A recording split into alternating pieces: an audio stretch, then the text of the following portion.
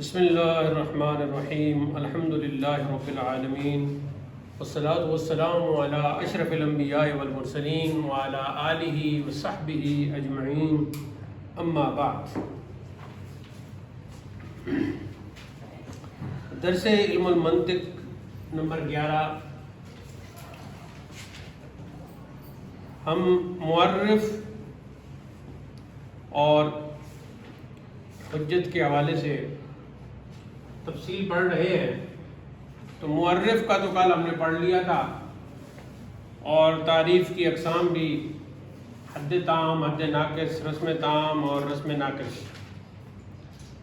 تو اب تصدیقات جو ہیں ان کا تعلق حجت سے ہے، حجت یعنی دلیل، اور یہی دو ہمارے علم منطق کے جو موضوعات میں شامل ہیں۔ تو دو جیسے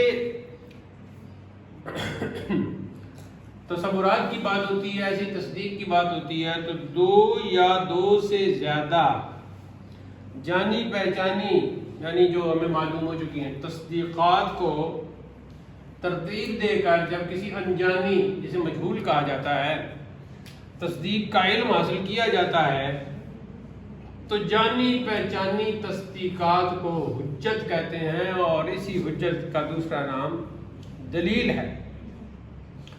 جیسے ہمیں یہ پتہ ہے، معلوم ہے کہ انسان ایک جاندار ہے، اور پھر ہم یہ بھی جانتے ہیں کہ ہر جاندار چیز جو ہوتی ہے وہ جسم والی ہوتی ہے۔ ایک چیز ہمیں یہ معلوم ہے کہ ہر انسان جاندار ہے، اور ایک یہ چیز ہمیں معلوم ہے کہ ہر جاندار چیز جو ہے وہ جسم والی ہوتی ہے۔ تو پھر ہم ان دو تصدیقات کو جب آپس میں ملاتے ہیں تو ایک نئی بات ہمیں پتہ چلتی ہے کہ انسان جسم والا ہوتا ہے۔ تو دو تصدیقات جب ہمیں پہلے سے معلوم ہوتی ہیں تو ان کو پھر ہم ترتیب دیتے ہیں، آپس میں ملاتے ہیں۔ ملانے کے بعد ایک نئی تصدیق، ایک نیا علم، ظاہر ہے تصدیق علم کو کہتے ہیں، وہ تو پہلے ہم پڑھ چکے تھے، علم تصوری، علم تصدیقی۔ تو نیا ایک علم آتا ہے تو اسے کہا جاتا ہے حجت۔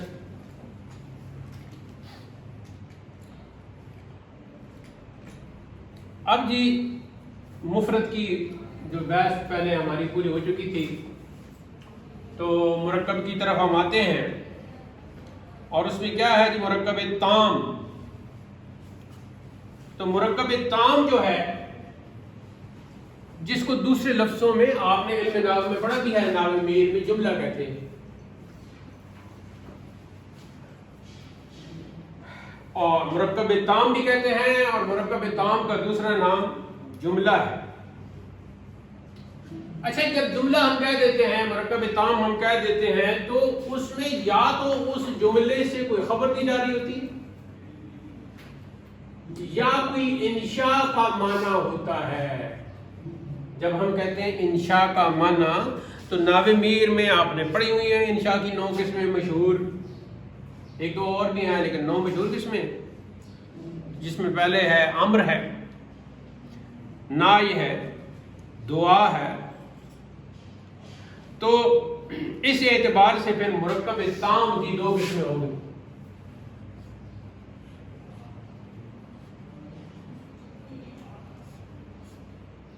مرکب تام کی 2 قسمیں ہو گئی۔ اب جو ہے نا پہلی قسم جملہ، تو منطق میں جملہ کو کیا کہتے ہیں؟ نہیں، مرکب تام تو جملہ ہو گیا نا، جملہ کا منطق میں نام کیا ہے؟ ہم پڑھا ہے پہلے۔ کوئی ایسی طالبہ ہے جلدی سے فوراً پیچھے کچھ اور آپ پلٹے اور بتا دیں۔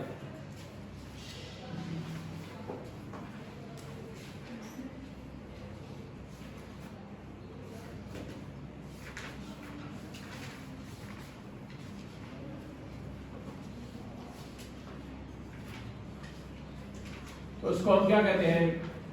قضیہ۔ اور ظاہر ہے دوسری قسم، پہلی قسم اگر خبر ہے جملہ کی، قضیہ کی، تو دوسری کیا ہو جائے گی؟ انشاء۔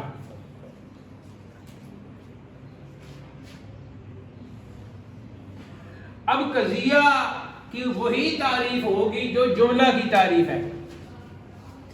جملہ کی کیا تعریف ہے؟ جملہ خبریہ جو ہے کہ جس کے قائل کو سچا یا جھوٹا کہا جا سکے. جملہ خبریہ کی تعریف ہم نے ناومیر میں بھی پڑھ رکھی ہے کہ جس کے قائل کو یعنی جس کے کہنے والے کو سچا یا جھوٹا کہا جا سکے. تو قضیہ خبریہ ہمیشہ اسی طرح کا ہی ہوتا ہے کہ اس کے قائل کو سچا یا جھوٹا کہا جا سکتا ہے. کتنی خوبصورت تعریف ہے، میر سید جرجانی نے یہ تعریف کی ہے. اس سے ہٹ کر اگر آپ کوئی تعریف کریں گی تو کل ہم نے پڑھا ہے نا کہ تعریف لفظی اور تعریف حقیقی، تو اس میں پھر خرابی آ جاتی ہے.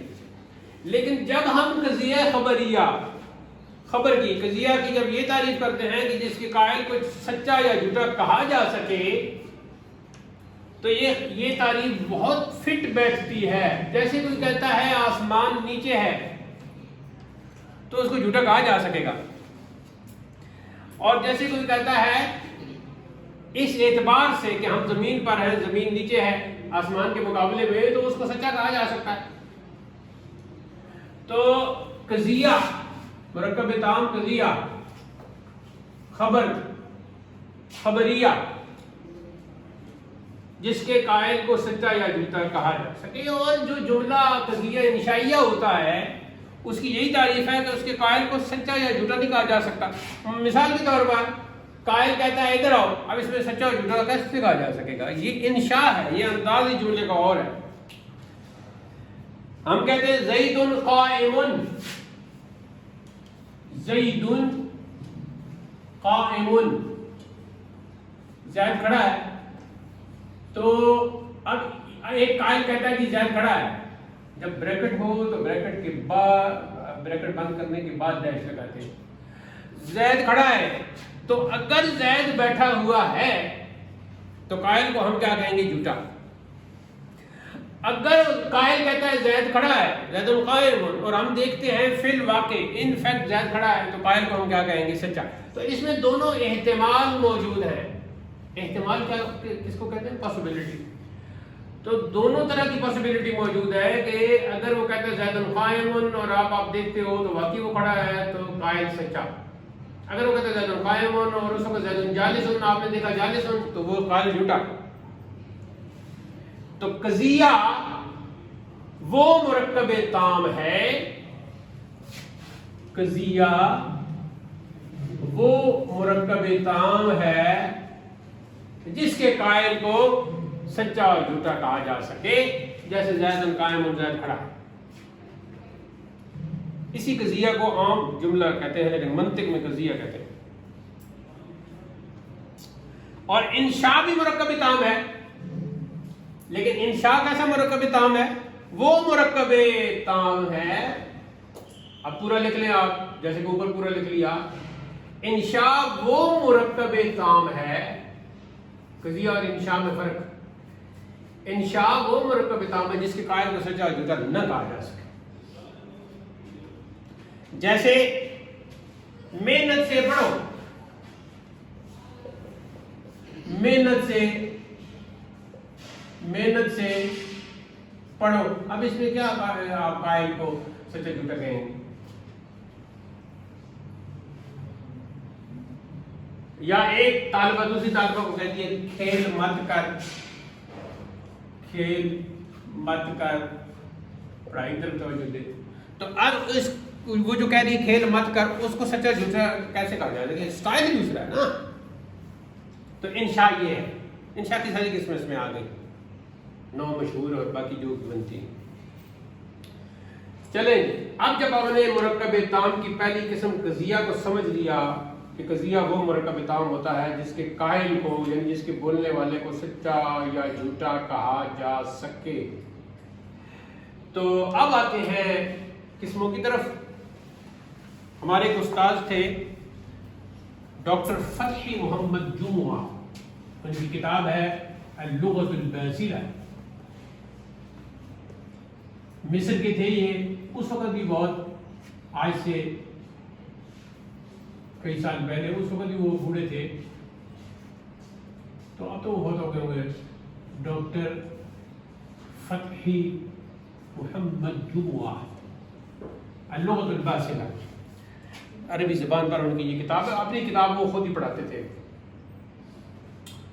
تو ان کا جو سوال کرنے کا تھا نا انداز، جب ٹیسٹ لیتے تھے وہ، اچھا وہ ان کا یہ دیکھیں، اب یہ ہمارے استاد صاحب پڑھا رہے ہیں اور فرض کریں سامنے طالبہ ہے تو اس نے ایسے کیا کہ تھوڑا سا کھڑکی کی طرف ایسے کیا تو استاد صاحب کی نظر پڑ گئی، تو ادھر ہی اس 3-4 جملے اس پر بولتے تھے کہ باہر کیا ہے، کون سی ایسی ضروری چیز ہے باہر، تو ظاہر کے طور بھی بول رہے ہوتے تھے کہ جسے تم دیکھ رہے ہو. تو وہ جب ٹیسٹ لیتے تھے تو وہ ایسے کرتے تھے کہ مثلا پہلا سوال ہے اس کی الف جز با جیم، اور پھر دوسرا سوال ہے اس کی الف با جیم. اب وہ سوال ایسے کرتے تھے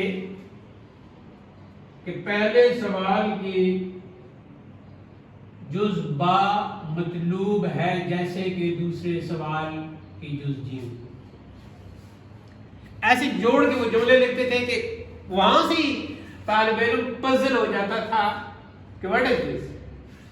تو اگر آپ علم منطق میں دلچسپی لیں گی اور اس کو بہترین طریقے سے پڑھیں گی تو یہ پزل وغیرہ یہ دوسروں کو کر سکیں گے، خود نہیں ہو سکیں گے. اچھا جی، تو اب آگے چلتا ہے، اس میں یہ ہوگا ایک ہے پھر اس کی قسمیں، پھر اس کی قسمیں، قضیہ کی قسمیں.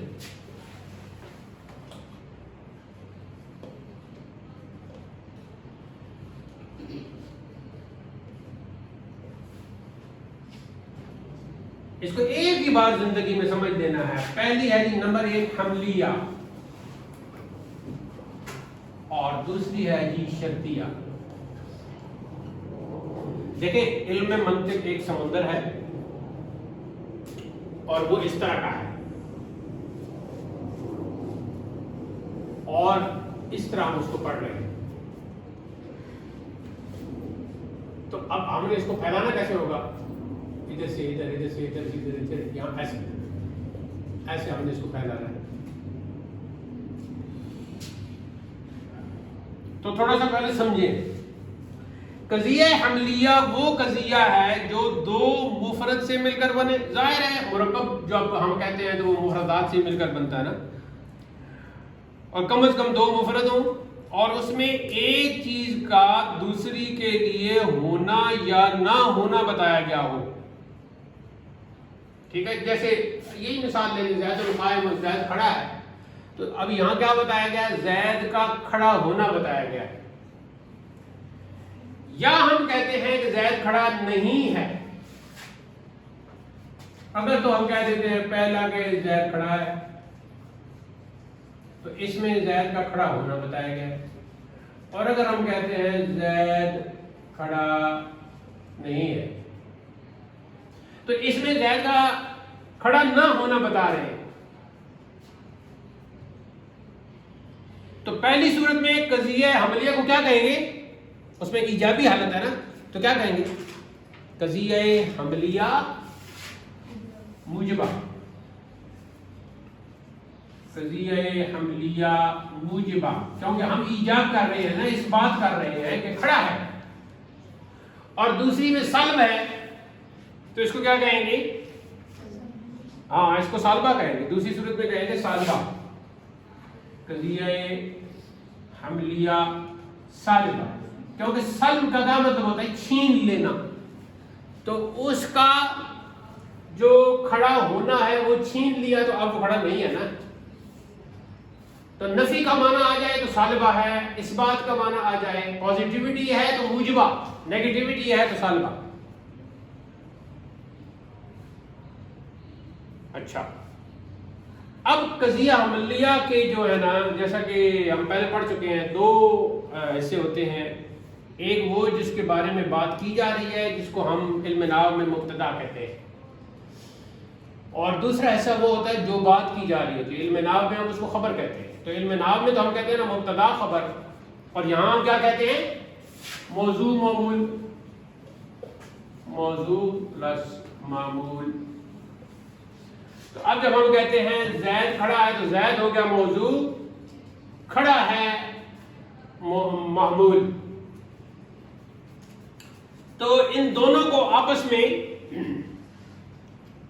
جو قضیوں کو جو تعلق بناتی ہے چیز اور نسبت دیتی ہے تو اس تعلق کو کیا کہتے ہیں؟ رابطہ.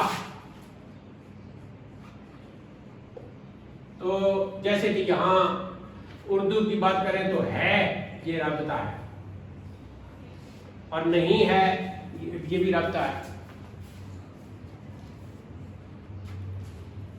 بس فرق یہ ہے کہ ادھر ہم مبتدا خبر کہہ رہے ہوتے ہیں، ادھر ہم نے موضوع معمول کہنا ہوتا ہے. ادھر ہم مبتدا اور خبر کے درمیان کوئی نسبت لاتے ہیں، جیسے کہتے ہیں الحمدللہ ہے، الحمد مبتدا اور للہ لام جار لفظ مجرور جار مجرور متعلق ثابت ان کے، تو وہ خبر ہوگی کہ جملہ اسمیہ خبری ہو گیا کہ ہر قسم کی ہم اللہ کے لیے ثابت ہے. تو قضیہ حملیہ موجبہ اور قضیہ حملیہ سالبہ، تو اس میں 3 پارٹ اس کے ہو گئے، موضوع، معمول اور دونوں کے درمیان جو نسبت ہے اسے کہتے ہیں رابطہ.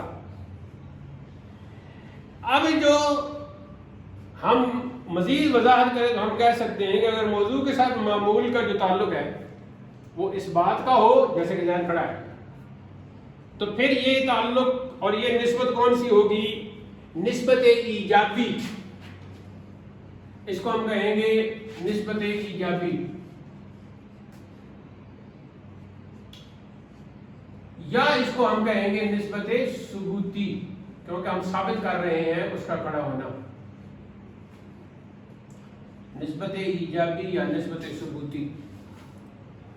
اور اگر یہ تعلق نفی کا ہے جیسے کہ زید کھڑا نہیں ہے، ہم نفی کر رہے ہیں اس کے کھڑے ہونے کی، قضیہ عملیہ سالبہ ہے، تو پھر اس کو کیا کہیں گے؟ نسبت سلبی. نسبت ایجابی اور نسبت سلبی زیادہ استعمال ہوتا ہے، نسبت ایجابی اور نسبت سلبی. اب موضوع کو جب ہم دیکھتے ہیں، جو قضیہ عملیہ کا جو موضوع ہوتا ہے، اگر ہم موضوع کی طرف نظر دوڑائیں تو موضوع کے لحاظ سے قضیہ عملیہ کی 4 قسمیں بنتی ہیں.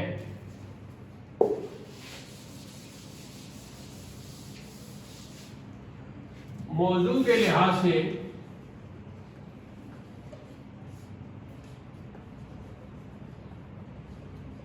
قضیہ حملیہ کی اقسام تو وہ بنتی ہیں جی 4. پہلی کو کہیں گے مخصوصہ یا شخصیہ. مخصوصہ ابلیغ شخصیہ. ابلیغ کا مطلب یا ہی ہوتا ہے، مخصوصہ یا شخصیہ لکھ لے یا ابلیغ ڈال لے، نیا طریقہ جو ہے. دوسری قسم ہے تبعیہ.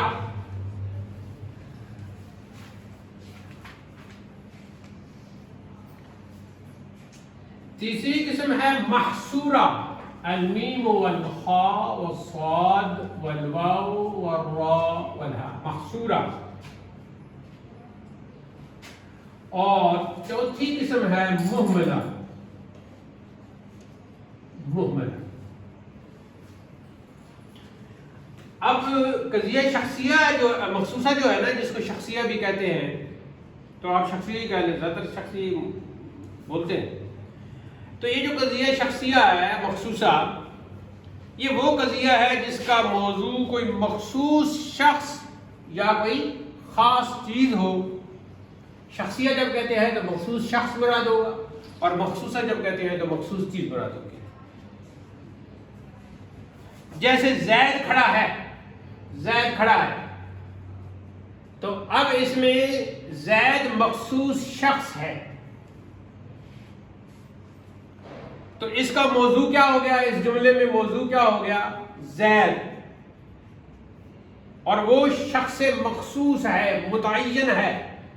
یعنی جب ہم کہتے ہیں زید کھڑا ہے تو اس کا صاف مطلب ہے، ہم یہ نہیں کہہ رہے کہ بکر کھڑا ہے، خالد کھڑا ہے، کوئی اور کھڑا ہے، بلکہ زید ہی کھڑا ہے. جب ہم نے زید کہہ دیا تو وہ مخصوص شخص ہے، معین شخص ہے. تو جس کا موضوع معین شخص ہو یا مخصوص چیز ہو اسے کہتے ہیں قضیہ شخصیہ یا قضیہ مخصوصہ.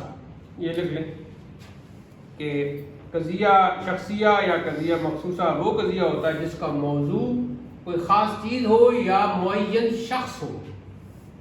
جیسے زید کھڑا ہے, زید, تو اب زید کھڑا ہے, یہ جو جملہ ہے, یہ جو قضیہ ہے, جملہ کو چھوڑ دیں اب قضیہ ہی ہم کہیں گے. یہ جو قضیہ ہے اس کو ہم کہیں گے قضیہ شخصیہ.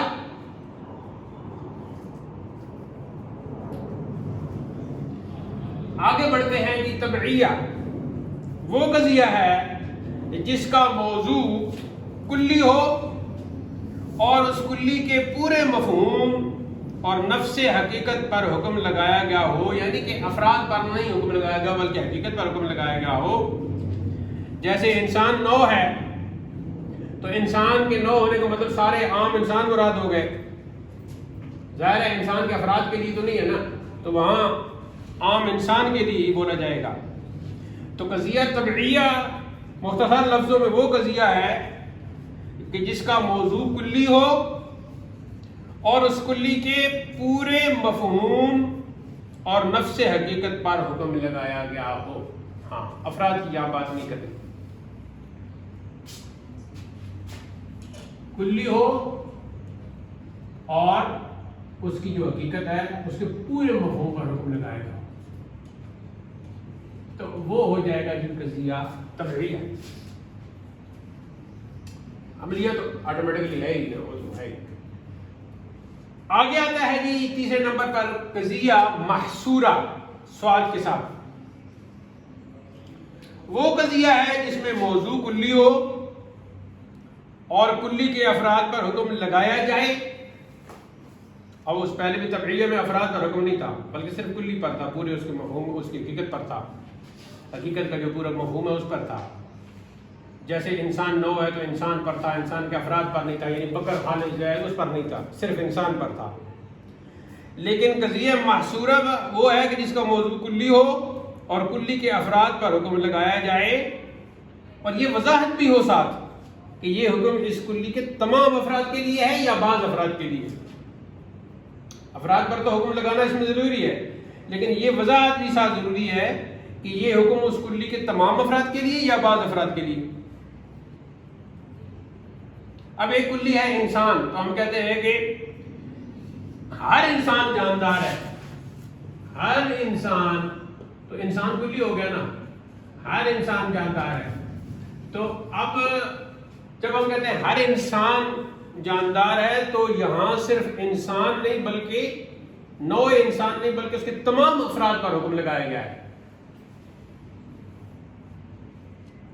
اور یہ جو وضاحت ہے نا, وضاحت اس میں ہر کا جو لفظ ہم نے بولا ہے, ہر کے لفظ سے وضاحت ہو گئی کہ انسان کے جو افراد ہیں وہ سارے مراد ہیں.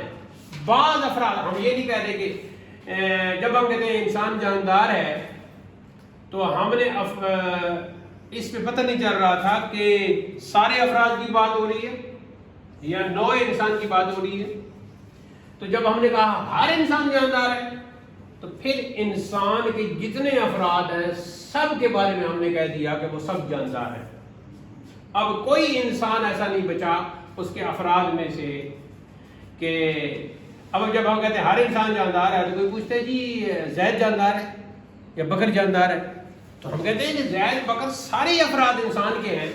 تو جب ہم ہر انسان کہتے ہیں تو پھر ہر زید بھی جاندار ہے, بکر بھی جاندار ہے, اور جو کچھ جتنے بھی افراد ہیں, یہ انسان وہ انسان, یہ انسان وہ انسان, جتنے بھی ہیں سارے ہی جاندار ہیں. آگے آؤ جی, تو ہر فرد کے لیے اس میں حکم لگایا جا رہا ہے قضیہ. تو اس میں جو ہے نا محصورہ حصر کر دیا گیا ہے نا, گویا حصر کر دیا گیا ہے اس میں کہ ہر, اور حصر کے لیے یہاں اردو میں ہر کا لفظ استعمال ہے, عربی میں کل کا لفظ استعمال ہوتا ہے. میں انشاءاللہ سوچ رہا ہوں کہ جو میرے کچھ لکھی ہوئی منطق کے حوالے سے چیزیں ان میں سے عربی کا ایک الگ انتخاب کروں تاکہ آپ کو اگر عربی میں یاد کرنا ہو تو وہ پورا ایک رسالہ عربی کا آپ کے ذہن میں ہو. آگے جی آخری ہے قضیہ موملہ. قضیہ موملہ وہ قضیہ ہے جس میں معمول موضوع کے افراد کے لیے ثابت ہو لیکن یہ وضاحت نہ ہو کہ ہر فرد کے لیے ثابت ہے یا بعض افراد کے لیے.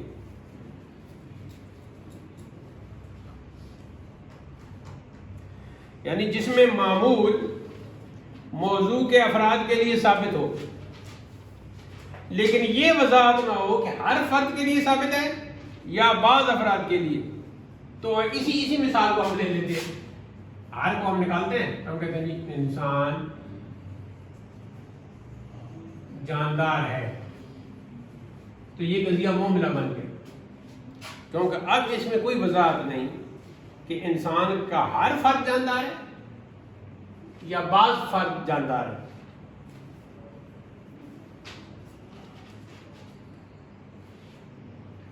جب ہم نے قضیہ معصورہ کہا تھا کہ ہر انسان جاندار ہے تو تمام افراد میں کوئی شک باقی نہیں رہا تھا. پھر ہم نے کوئی علیحدہ میں پوچھنے کی ضرورت نہیں کہ انسان کے افراد میں سے خالد بھی ہے تو کیا خالد جاندار ہے, انسان کے افراد میں سے ناصر بھی ایک ہے تو کیا وہ جاندار ہے. اس طرح ہمیں پوچھنے کی ضرورت نہیں پڑی کیونکہ وہاں ہر کا لفظ موجود تھا. ہر انسان جاندار ہے تو اس کے سارے افراد جاندار ہیں. لیکن جب قضیہ موملہ آیا, قضیہ موملہ جب بولا گیا تو ہم نے کہا جی انسان جاندار ہے, تو اب سوال پیدا ہو گیا کہ انسان کے جو افراد ہیں ان میں سے مثلا زید ہے تو کیا زید بھی جاندار ہے, کیا خالد بھی جاندار ہے, تو ہاں جی وہ بھی جاندار ہے. پھر ایک سوال پیدا ہوگا کیا ابراہیم جاندار ہے, تو ہم کہیں گے ہاں وہ بھی. تو اس طرح اس میں وضاحت نہیں ہے. اچھا, اب اس طرح کے انداز تو بہت سارے ہو سکتے ہیں, لیکن جب قضیہ معصورہ ہم کہتے ہیں تو اس میں ہمیں کسی قسم کا کوئی شک نہیں رہتا سوائے اس بات کے کہ وہ نسبت کون سی ہے, وہاں ایجابی ہے یا سلبی ہے. تو پہلے ہم قضیہ شخصیہ مخصوصہ کہ جس میں موضوع جو ہے نا وہ شخص معین ہو یا کوئی معین چیز ہو, مخصوص چیز ہو. طبعیہ جس کا موضوع کلی ہو اور پورے حقیقت مفہوم کی جو پوری حقیقت اس میں بولا جا رہا ہو. قضیہ محصورہ جس میں ایک نو ہو, موضوع کی نو بیان کی جا رہی ہو لیکن وہ اس کے تمام افراد مراد ہو. قضیہ موملہ وہ قضیہ ہے کہ جس میں موضوع کے افراد کے بارے میں یہ وضاحت نہ ہو کہ وہ سارے کے سارے مراد ہیں یا بعض مراد ہیں. یہاں تک بات واضح ہو گئی, آپ مزید کتابیں دیکھ لیجیے گا. اب یہ جو قضیہ محصورہ ہے ہر انسان جاندار ہے, تو اس میں نسبتیں بھی ہیں, نسبت ایجابی ہے, نسبت سلبی ہے. تو اس اعتبار سے اگر ہم دیکھیں گے تو قضیہ محصورہ کی 4 قسمیں بنے گی. 2 تو بن گئی نا ایجاب اور سلب کے اعتبار سے, 2 بن گئی کل اور جز کے اعتبار سے, تو 4 ہی بننی تھی. تو اب اگلا ہے جی قضیہ معصورہ کی قسمیں. 2 تو بننی تھی نا ایجاب اور سلب کے اعتبار سے, اور 2 بن گئی کل اور جز کے اعتبار سے, تو 4 ہی بنتی ہے. کچھ سمجھ میں آ رہا ہے؟ ہاں 4 ہی بنتی ہیں. تو لکھ لیں جی, پہلی ہوگی موجبہ کلیہ. تو موجبہ ہو گیا نسبت ایجاب کی وجہ سے اور کلیہ ہو گیا کل کے اعتبار سے. موجبہ کلیہ تو موجبہ جزیہ بھی تو ہو سکتا ہے نا, تو پھر دوسری ہو گئی موجبہ جزیہ.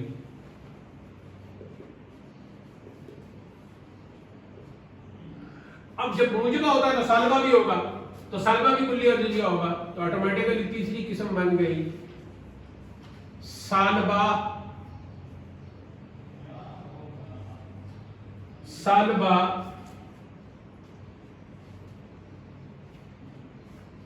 کلیہ, اور چوتھی آٹومیٹیکلی بن گئی سالبہ جزیہ. اب ذرا ان کو سمجھیں گے.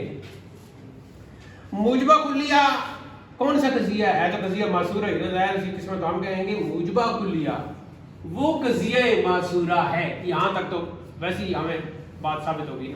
موجبہ کلیہ وہ قضیہ معصورہ ہے جس میں موضوع کے بعض افراد کے لیے معمول ثابت ہو. اب دیکھیں مثال کے طور پر انسان جاندار ہے نا، ہم نے کہا ہوا ہے ہر انسان جاندار، ہم نے کہا ہوا ہے. تو ہم اس میں کہہ دیتے ہیں، وہی مثال دے دیتے ہیں، ہر انسان جاندار ہے. موجبہ کلیہ وہ قضیہ معصورہ ہے جس میں موضوع کے ہر فرد کے لیے معمول ثابت ہو.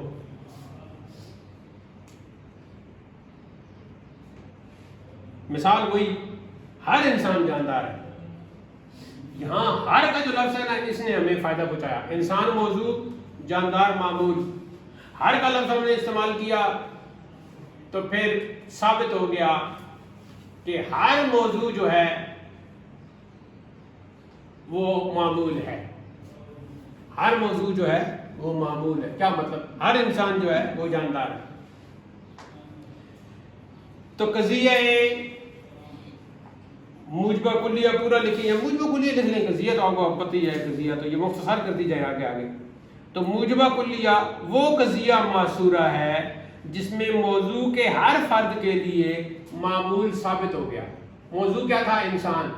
معمول کیا تھا؟ جاندار. تو اب یہ جاندار ہونا ہر انسان کے لیے ثابت ہو گیا. اور اردو میں یہاں ہر کا لفظ موجود ہے. چلیں جی اب آگے آئیں. موجبہ جزیہ وہ قضیہ معصورہ ہے جس میں موضوع کے بعض افراد کے لیے معمول ثابت ہو. مثال کیا بنائیں گے؟ اسی کی مثال بنا لیں. بعض انسان جاندار ہے. تو یہاں لفظ بعض نے اس کو موجبہ جزیہ بنا دیا.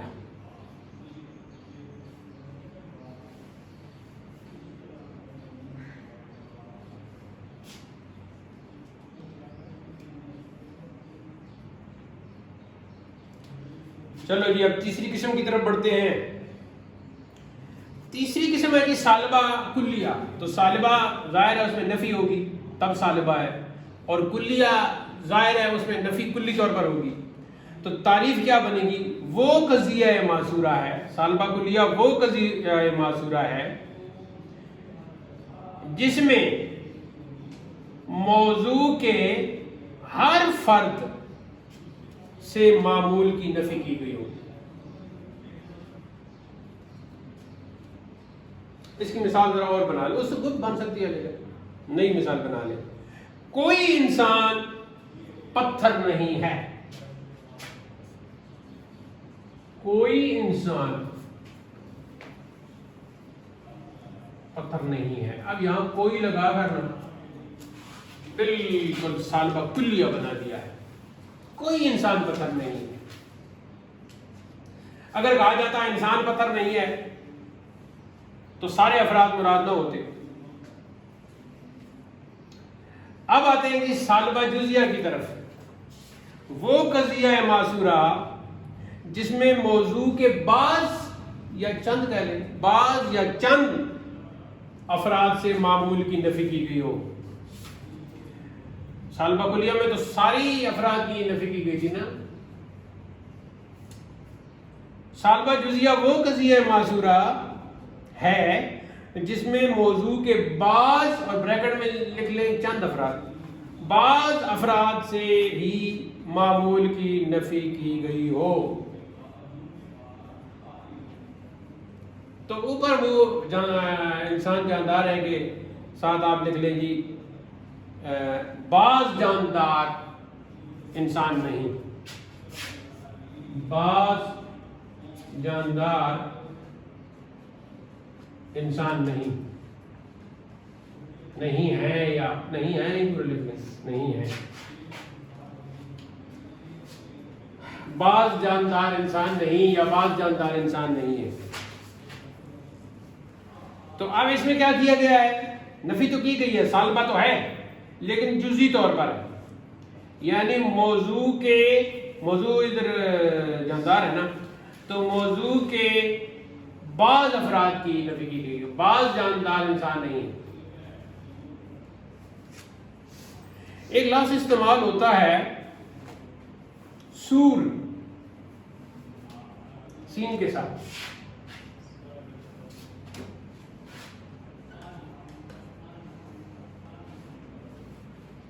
سور وہ لفظ ہوتا ہے جس کے ذریعے کل یا بعض افراد کی مقدار بیان کی جاتی ہے.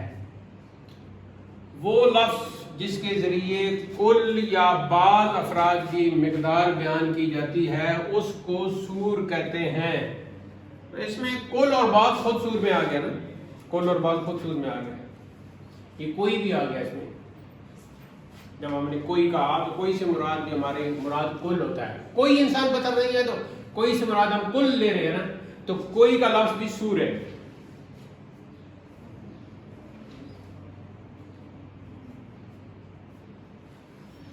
اچھا، کبھی کبھی ایسے ہوگا کہ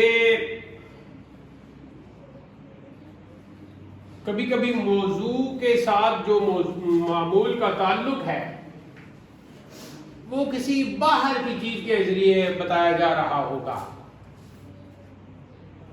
مثال کے طور پر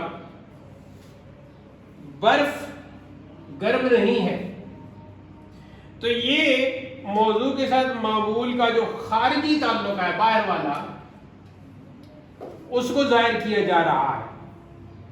اور کبھی ایسے ہوتا ہے کہ ذہنی تعلق کو، یعنی موضوع کے ساتھ معمول کا جو تعلق ہوتا ہے ذہنی، اس کو ظاہر کیا جا رہا ہے. جیسے انسان کلی ہے، ایک کلی لفظ ہے نا انسان، تو اس کے بہت سارے افراد ہیں.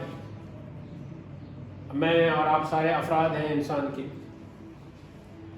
تو موضوع کا جو وجود ہے اس کا اعتبار کیا جاتا ہے باقاعدہ. تو اس اعتبار سے ہم کہہ سکتے ہیں کہ اس کی بھی کچھ قسمیں بنیں گی کہ دیکھا جائے گا کہ موضوع کا جو وجود ہے، قضیہ عملیہ کی ظاہر بات ہو رہی ہے، تو قضیہ عملیہ کی ہم نے قسمیں بیان کی، اور اس میں معصورہ اور معصورہ کی پھر ذیلی قسمیں ہم نے بیان کی، مجبہ کلیہ، مجبہ جزیہ، سلبہ کلیہ، سلبہ جزیہ، وہ ہم نے بیان کر دی. لیکن قضیہ عملیہ میں ہم نے یہ دیکھنا ہے کہ موضوع کے لحاظ سے اس کا جو وجود ہے، موضوع کا جو وجود ہے، وجود تک لفظ ہم بولتے ہیں تو اس کا مطلب کیا ہوتا ہے؟ ہونا. وجود جب ہم کہتے ہوتے ہیں تو اس سے مراد ہوتا ہے ہونا، اور فارسی میں کہتے ہیں بودن. تو ہونا مراد ہوتا ہے کس چیز کا ہونا. تو اس اعتبار سے اگر دیکھا جائے تو وجود موضوع کے اعتبار سے قضیہ حملیہ کی 3 قسمیں بن جائیں گی. خارج میں ایک تعلق آپ کر رہے ہیں تو خارجیہ ہو گیا، ذہن میں ایک تعلق کی وضاحت ہو رہی ہے تو ذہن ہو گیا. اور اگر موضوع کے ساتھ معمول کے تعلق کو ظاہر تو کیا جا رہا ہو مگر وہ خارجی یا ذہنی اس میں نہ بتایا جا رہا ہو، مطلب ہے کہ تخصیص نہ ہو کہ یہ تعلق جو ہے خارجی ہے یا ذہنی ہے، تو اس وقت اس کو پھر حقیقیہ کہتے ہیں. چاہے وہ کوئی چیز ہو یا شخص ہو یا جس طرح کا بھی تعلق اس میں بتایا جا رہا ہو. اور حرف سلب جو ہے اس کو بھی دیکھا جاتا ہے. جیسے یہاں حرف سلب کیا تھا؟ نہیں. تو اس اعتبار سے بھی قضیہ حملیہ کو دیکھا جاتا ہے. تو پہلے ہم یہ دیکھیں گے کہ وجود موضوع کے اعتبار سے کتنی قسمیں بن سکتی ہیں. تو خارج میں تعلق کو ظاہر کیا جا رہا ہے تو یہ ایک قسم ہو گئی، ذہن میں تعلق کو ظاہر کیا جا رہا ہے تو یہ ایک قسم ہو گئی، تخصیص نہیں کی جا رہی خارج اور ذہن کی تو یہ ایک الگ قسم ہو گئی. تو 3 ہی قسمیں بنتی ہیں. تو کل کا انشاءاللہ جو ہمارا سبق ہوگا وہ یہ ہوگا کہ وجود موضوع کے اعتبار سے قضیہ حملیہ کی یہ جو 3 قسمیں بن رہی ہیں ان کی کیا تفصیل ہے. آج کے سبق کا خلاصہ کیا ہے کہ جب ہم کوئی مرکب تام بولتے ہیں تو اسے قضیہ کہا جاتا ہے، اور اس میں جو پھر قضیہ جسے خبر بھی کہتے ہیں اس کے مقابلے میں انشاء ہے. پھر جو مرکب تام ہے یعنی قضیہ، اس کی بنیادی طور پر 2 قسمیں ہیں، حملیہ اور شرطیہ. شرطیہ کی طرف کبھی ہم گئے نہیں، حملیہ کی ہم تفصیل پڑھ رہے ہیں. تو اس میں پھر نسبت ایجابی نسبت سلبی کا لحاظ رکھا گیا ہے، موضوع کا لحاظ رکھا گیا ہے کہ وہ موضوع کیسا ہوتا ہے. اچھا، یہ جو جیسے مبتدا خبر آپ نے پکا یاد کر لیا نا، تو جہاں کہیں بھی مبتدا کا لفظ بولا جائے گا نا منطق میں موضوع بولا جائے گا، اور جہاں کہیں خبر کا لفظ بولا جائے گا نا جملے میں منطق میں اس کو معمول کہیں گے. بس یہ پکا ذہن میں رکھیں، موضوع اور معمول. تو آج کا درس یہاں اختتام پذیر ہوتا ہے. اللہ تعالی ہمیں علم نافع عطا کرے اور اس کے ماں بعد اس نے عمل کی ہمت ارزانی کرے. وآخر دعوانا الحمدللہ رب العالمین.